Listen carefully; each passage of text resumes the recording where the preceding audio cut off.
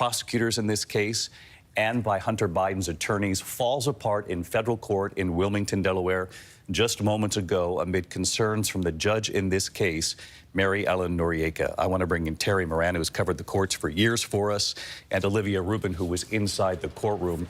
Terry, first to you, the big headline here, obviously unexpected, but primarily the fact that this broke down was based solely on the fact that the judge in this case had real concerns about the structure of this plea deal. Exactly, David, and it's a stunning development. It really is. After a 5-year investigation and months of behind-the-scenes negotiations between prosecutors and Hunter Biden's lawyer, they came up with a deal that the judge really pretty quickly found ambiguities in, found that the parties didn't even agree on the terms exactly, and she was not satisfied with allowing Hunter Biden pleading guilty, accepting a plea deal that might expose him to future criminal investigation or otherwise. It's amazing that they didn't dot all their I's and cross all their T's before they walked into this courthouse. They clearly wrote a plea agreement that they thought would satisfy both sides with a little bit of ambiguity in there, and the judge put her finger on that ambiguity and the thing fell apart. Before I go to Olivia on color from inside the courtroom, one other note, Terry, just to cut through the noise on all this today. This first appeared to begin to fall apart when the judge began asking questions about whether or not Hunter Biden believed that this would give him immunity going forward to other charges that could be coming. She asked the Justice Department if there was an investigation still underway. The answer in court was yes. When Hunter Biden's attorneys heard that, they then said, well, wait a minute, no deal, in so many words. So the judge bringing up this notion that do you believe, Hunter Biden, that there will be immunity going forward on any other potential charges that could be coming your way? The fact that there was confusion on that, she said, well, wait a minute here. We should look at this very closely.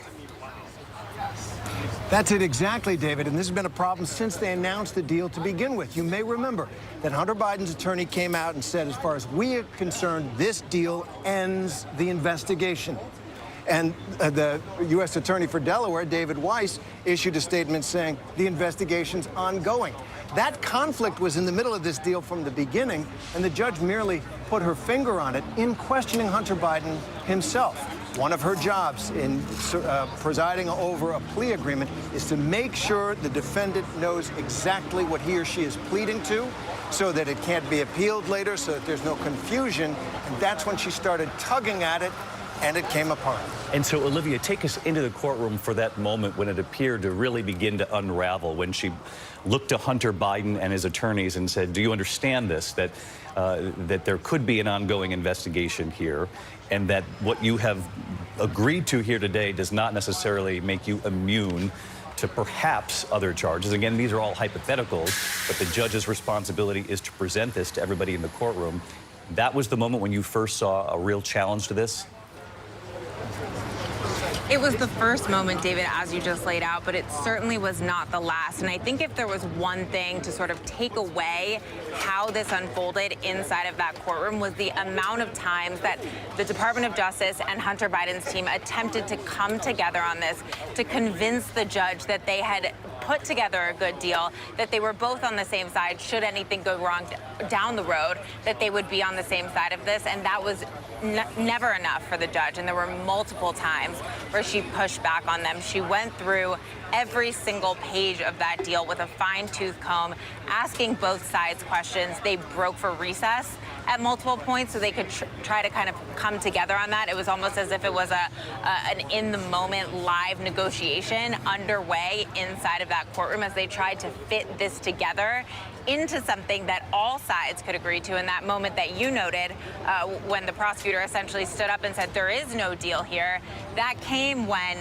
they could not agree on exactly what he was being covered by. But even when they came back after recess, they had been able to come together and say they would protect him on certain issues for certain years. Still, David, the judge continued piecing through that agreement and finding more issues, at one point questioning at all if the agreement was even constitutional and if her involvement in it would bring up issues down the road. So really a roller coaster of an hours-long hearing where they kept trying to come together, ultimately, as you said, deferring on the agreement, so no ruling on if she will accept it. And in the meantime, Hunter having to plead not guilty, David.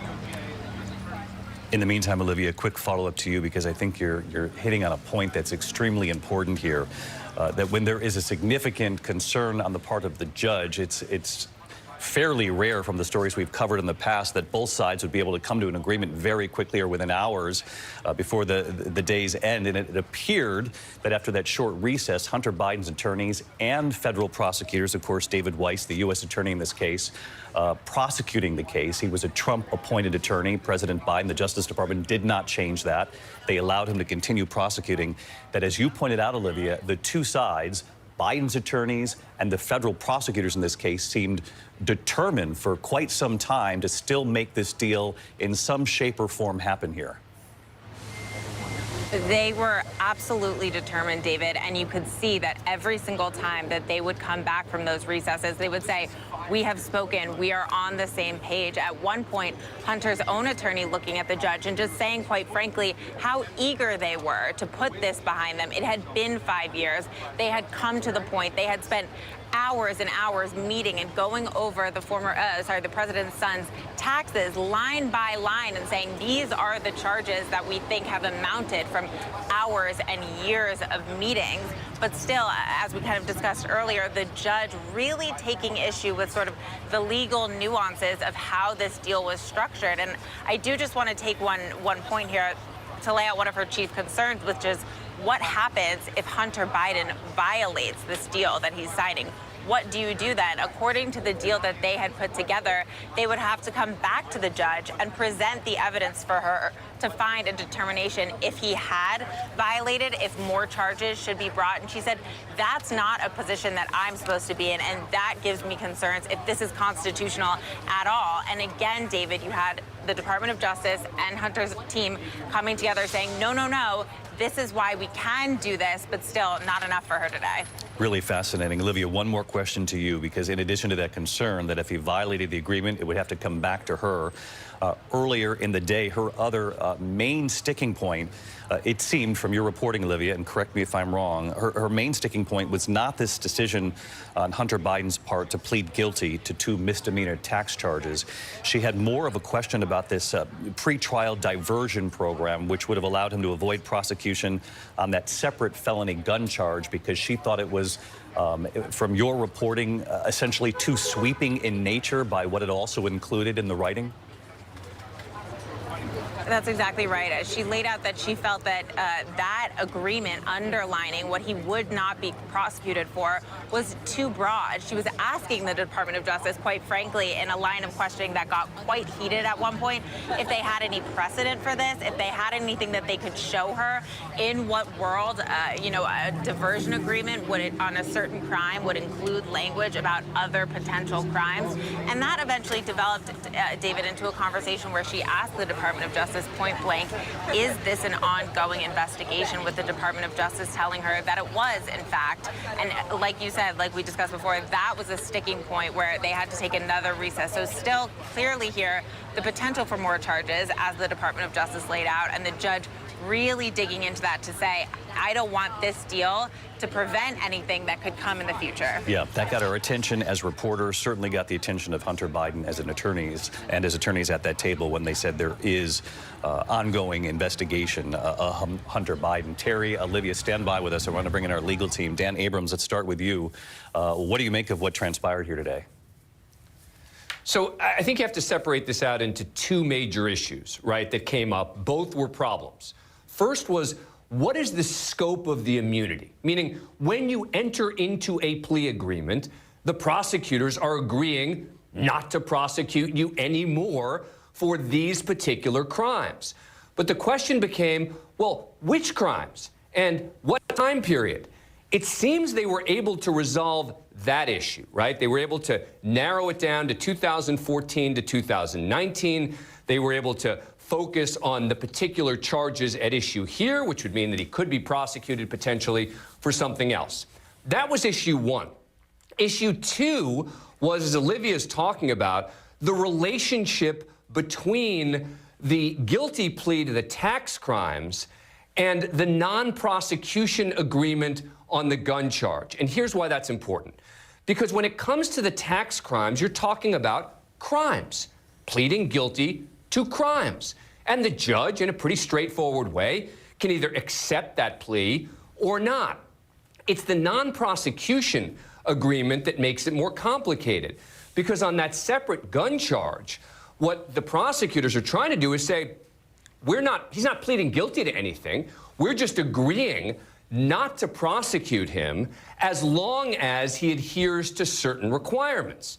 Well, this is where it got tricky, because the judge is saying, well, wait a second, who's going to be deciding if he violates the terms of that agreement? I would guess that has to come back to me, right? So this non-prosecution agreement isn't just an agreement that you're making with Hunter Biden. I actually have to be a part of it. It kind of seems like you're linking in the tax crimes in conjunction with this non-prosecution agreement. And as a result, the judge, in effect, saying, this is a bit of a mess. This is too much of a mess for me to accept it right now. So expect that the next step in this is going to be that the two parties, remember, the defense and the prosecution are effectively on the same side here. They want to resolve this. They want to move forward with this plea deal. And so I would expect that this is something that they could resolve. I would expect that they will come back to court with different language, particularly on the non-prosecution agreement, because it seems that that remains the legal sticking point. Very well explained, Dan, and it appears that we are all on the same page, even despite the breaking nature of these developments. Stick with us, Dan, because what Dan just also said is very important here. This is a plea deal on hold right now. It did not go through today, does not mean it won't go through in the coming days, but this judge in the case said it's far too confusing and not clear enough. The two sides have to get back to work on this before coming back to me and provide additional clarification. Dan, for those of us who do not have law degrees here, help us and the viewers at home understand why then at the very end of this meeting in court today, he pleaded not guilty then. Well, because the only way he's going to plead guilty is if there's a plea agreement, right? So he's now in court for a proceeding in connection with this case, and there's no option other than to plead not guilty. That is basically just saying, we're putting this on hold for now, but it doesn't mean anything significant. Don't read too much into it. All it means is there's a temporary pause on this matter. It sounds like for 14 days. But again, because the prosecution and defense are effectively, aligned here, I've got to believe that they can come up with language. Now, remember, this does leave open the possibility that Hunter Biden could get prosecuted for something else down the road.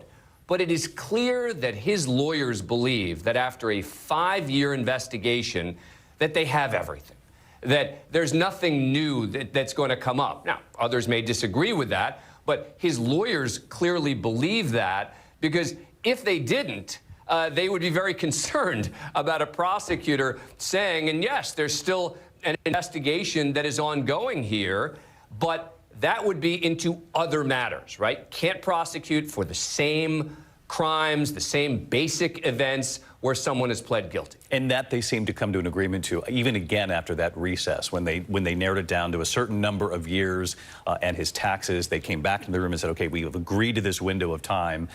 Then the judge had other concerns in addition to the ones that you point out right now. But again, for folks at home saying, well, wait a minute, we thought he was going to go in there and plead not guilty, plead guilty to misdemeanor charges. Instead, he pleaded not guilty. That's essentially a placeholder, Dan, until they can, both sides Correct. can work on this for another couple of weeks.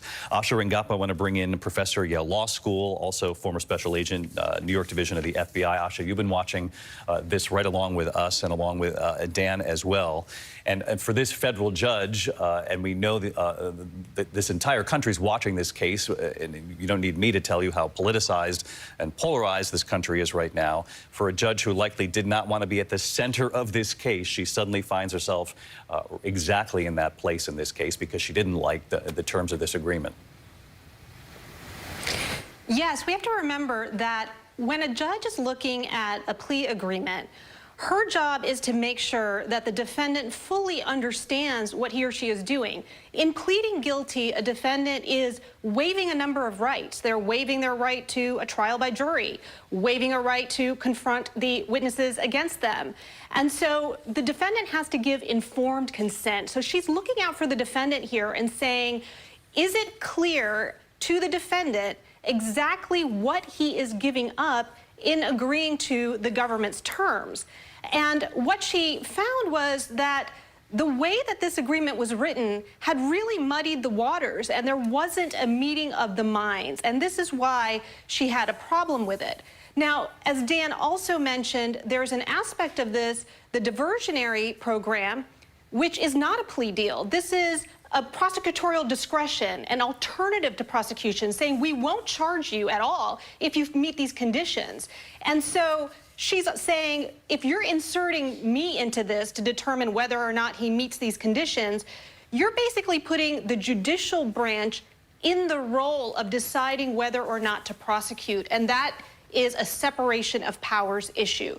So there were two big issues going on, as Dan mentioned, the ambiguity, the muddying of the waters in terms of what he was agreeing to, and also this blurring of the lines between the executive branch and the role of the judiciary in this type of agreement. All right, Asha Rangappa with us as well. Asha, thanks to you and to Dan. I want to bring in our Chief Washington correspondent, Jonathan Karl, because, John, the key issue in this case was immunity. We know that Hunter Biden's attorneys were willing to allow their client to plead guilty to these 2 misdemeanor tax charges, knowing that in doing so, it would protect him from other charges perhaps moving forward. And that's where it became quite confusing today. Yeah, the way the Hunter Biden legal team looked at this case is Hunter Biden has been under investigation for 5 years.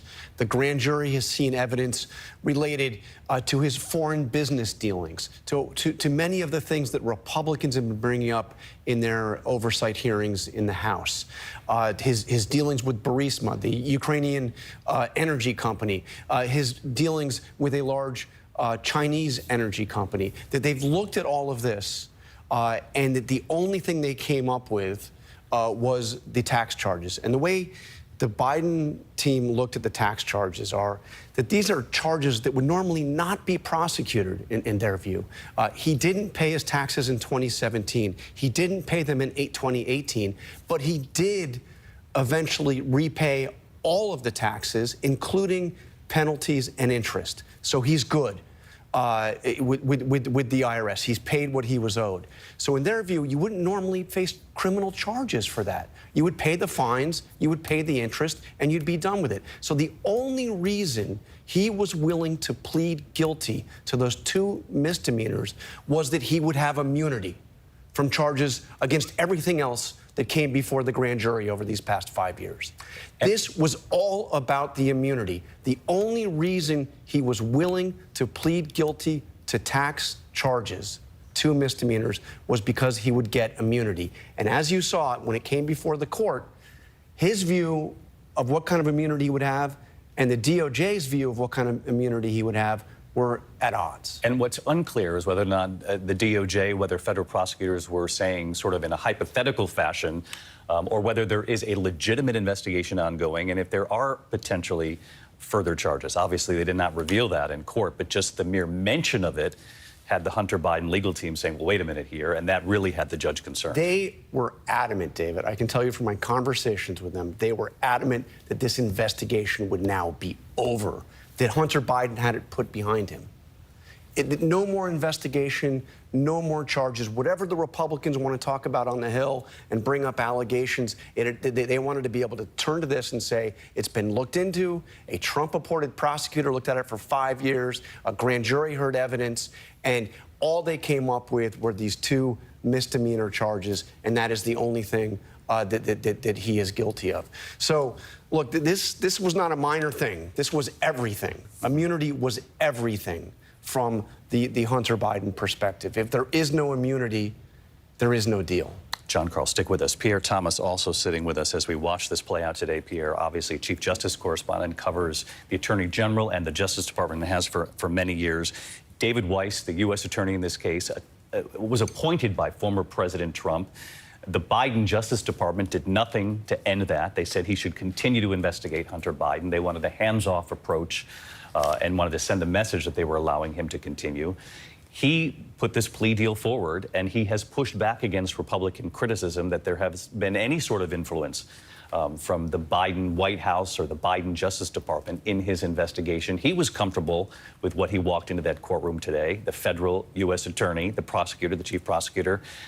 So he also has to go back here in these interim weeks, back to the drawing board, and try to make this judge happy. Correct, David. And here's the thing. This is not unprecedented, because sometimes these deals do get messy. But judges don't like messy. They like deals where they can look at the law, look at the deal, and see if everything is simpatico. The judge clearly from the outset was not comfortable with that today. And therefore, they have now a number of weeks to try to resolve this.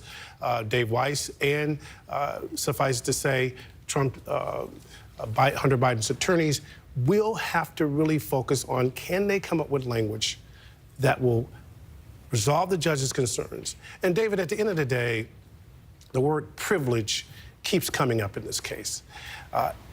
Biden's critics would say that because he was the president's son and the son of a vice president, he got access to these kind of lucrative deals, that he was able to make millions of dollars, make these kinds of mistakes. They're also saying because he's the president's son, he got a sweetheart deal. On the other hand, people would say because he has Joe Biden's last name is the reason that he was prosecuted as zealously as he's been prosecuted. Typically, these are not the type of cases, tax cases, that a federal prosecutor goes into court when someone's already repaid the money. Doesn't happen.